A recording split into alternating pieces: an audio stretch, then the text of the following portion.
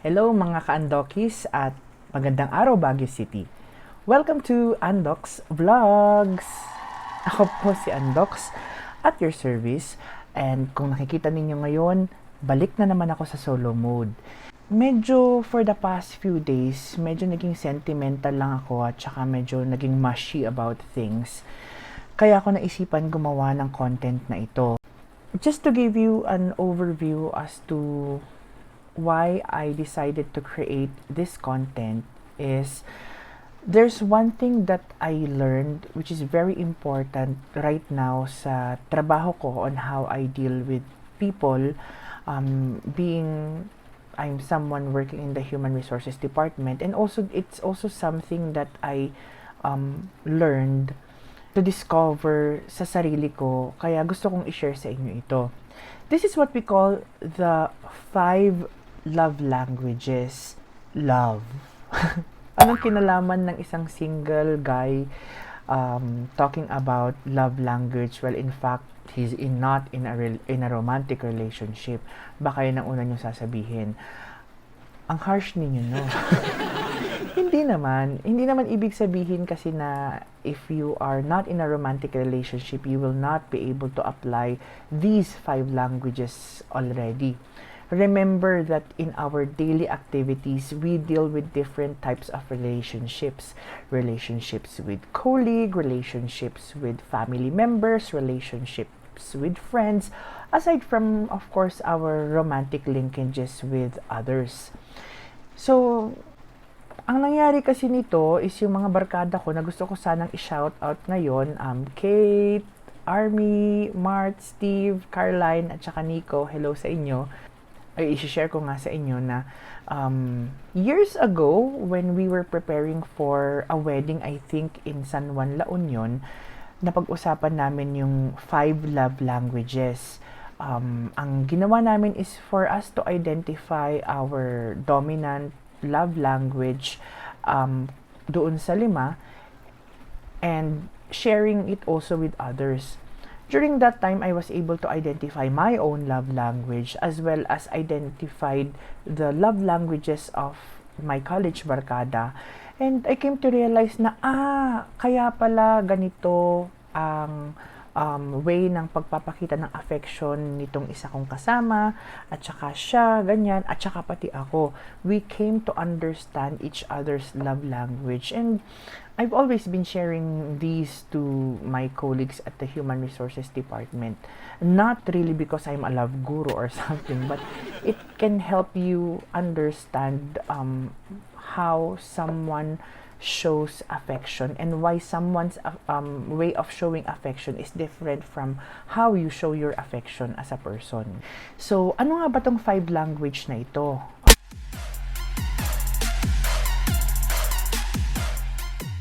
Of course, number 1 would be the acts of service.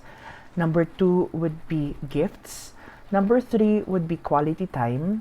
Number 4, words of affirmation. And then number 5 would be the physical touch. Now, there are 3 things also, or 3 facts about love language that I also learned. Number 1, in your whole lifetime, out of the 5 languages, there will be probably 2 dominant love language that you manifest. Another thing that I learned about love language, which is in number 2, is all throughout your lifetime, your love language might change also, probably because of the experiences that you will encounter as you go along with life. And number 3, the love language that you give is also the type of love language that you would like to receive. Simulan muna natin doon sa acts of service. Syempre, ang mga love language na act of service is they would rather show than tell.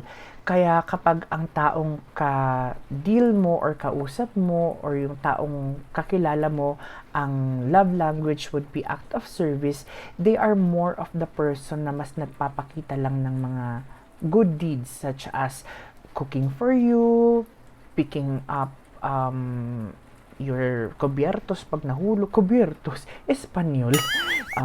Pag sinabi mong gusto mo ng something, kukuhanin niya para sa'yo, yung mga ganyan.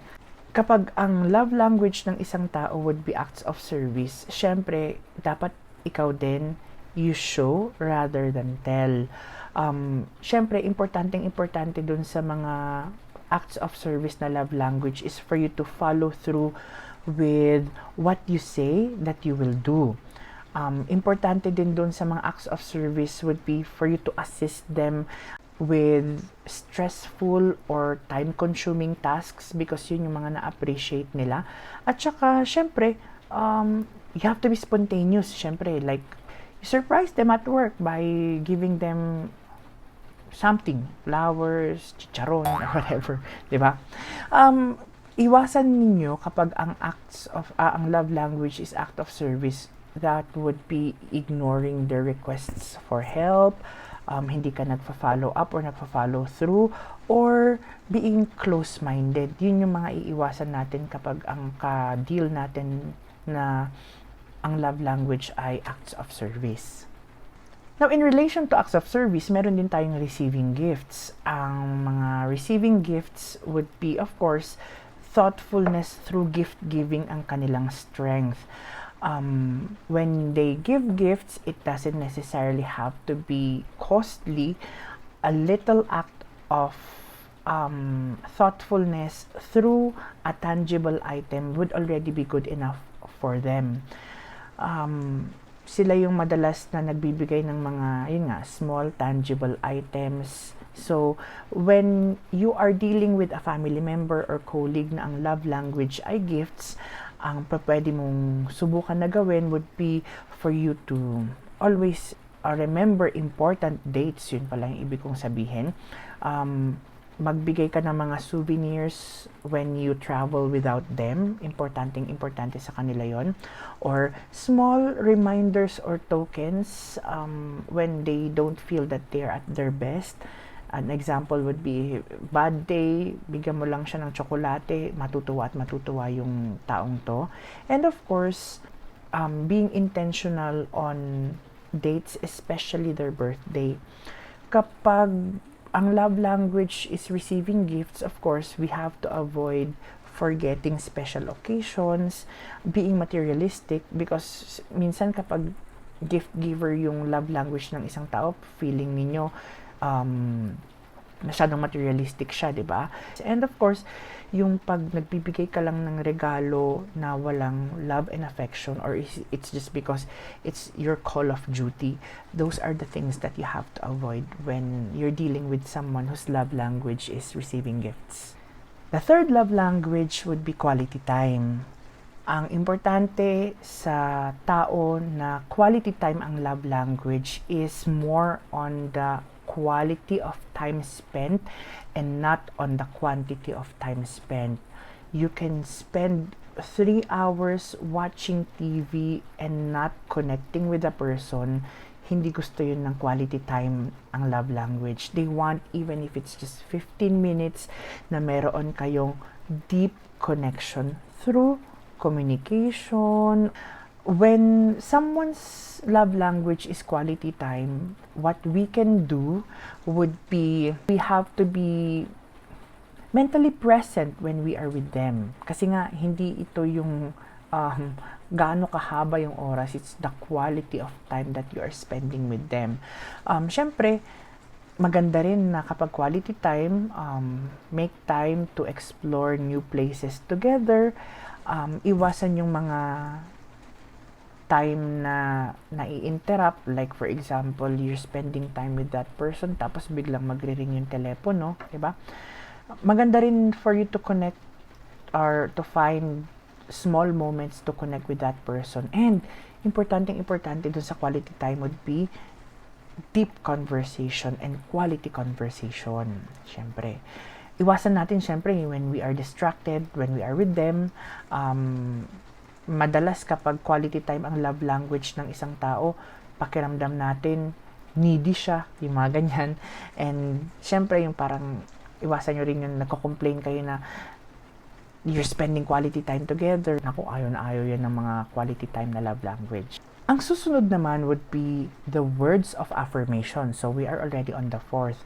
So for words of affirmation, encouraging words ang importante sa kanila. Words that are appreciative, encouraging, importante. So, even just a small note that would make them feel na ma-boost yung moral nila would be a simple gesture that you can do. Pag medyo corny kayo, do you try to create a playlist of songs that will remind you of them? Corny. Pero, effective siguro yun. Or importante yung words of affirmation when you share sentiments of your colleagues or your friends or your partner's success and struggles. Importante sa love language ay na words of affirmation is you always compliment them and yung mga encouraging words of appreciation. Syempre, iwasan din natin na mag-assume all the time that they know how loved they are, or mag-assume ka na they know that you are proud of them, or pagsasalitaan nyo ng mga emotionally harsh words, as well as not appreciating or recognizing their efforts would also be something that you have to avoid when you're dealing with someone whose love language is words of affirmation. And finally would be number 5, physical touch. Pag physical touch ang love language ng isang tao, ang pwede nyong subukan, syempre, since touchy itong taong ito, yung mga small gestures such as sa panahon ngayon, yung mga fist bump, elbow bump, pat on the back, 'di ba? High five if they are doing something excellent, yun yung maipakita mo sa kanila. Or it doesn't necessarily have to be intimate touches, most especially when you're dealing with colleagues or friends, 'di ba?